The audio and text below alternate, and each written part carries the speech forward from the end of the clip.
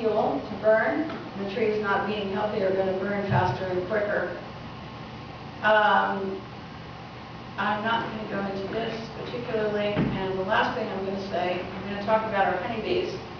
Later in the program, I will talk about the U.S. Navy and how we can save 11.7 million marine mammals from the Navy summer program along our coast. But before I come back, I'm going to turn this over to Allan Buckmann. But I want you to know that our honeybees pollinate about 1/3 of the crop species in the United States. And this includes flowers, spices, everything. And we have learned that they've been disappearing with colony collapse disorder. Recently it has come out that Bayer, all of you have heard of Bayer aspirin. Well, the Bayer company has Bayer Crop Science, and it's one of the largest chemical companies in the world.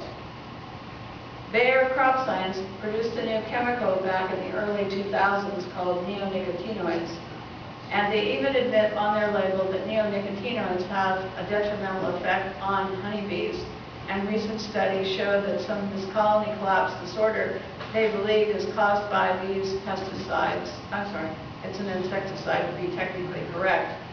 I want all of you to know that we could stop using today the neonicotinoids. The EPA could ban it in order to protect our honeybees. It has been banned in some other countries, but not in the United States. And one of the things that we're working for through the Agriculture Defense Coalition and others, many honeybee keepers also know about this, and they're refusing to take their honeybees into areas where neonicotinoids are sprayed because they know that their honeybees will disappear or die.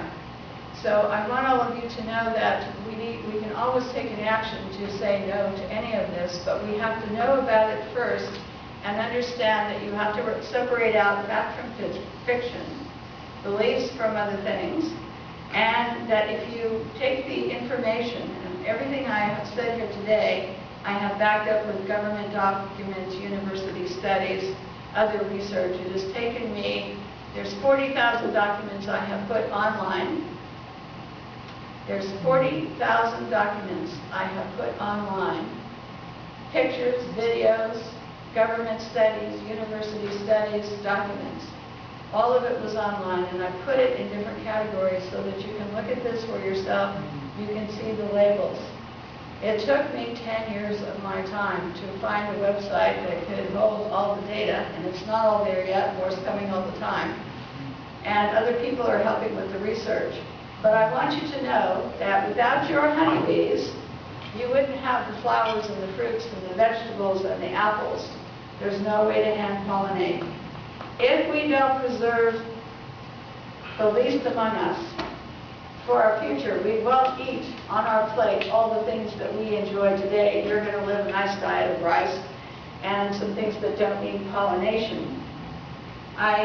We have to change the tape in 8 minutes, so I'm going to talk a couple of minutes, and then we're going to have a tape change, and then we'll have Allan Buckmann after the tape change. What I do want to say about honeybees and other pollinators for all of you is that it is extremely important that you all understand that the least among us, the smallest. A film crew came from Alex Jones to interview me.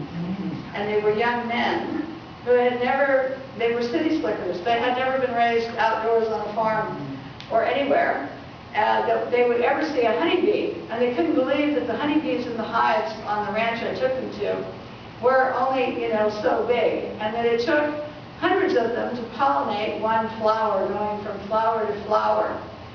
And they were so stunned, they laid on the ground filming these honeybees in shock that this honeybee was bringing them the apples and the peaches and the pears and the wonderful bounty of spices that we all have. And it's up to us to preserve it, or we will lose this, not only for ourselves, but for future generations.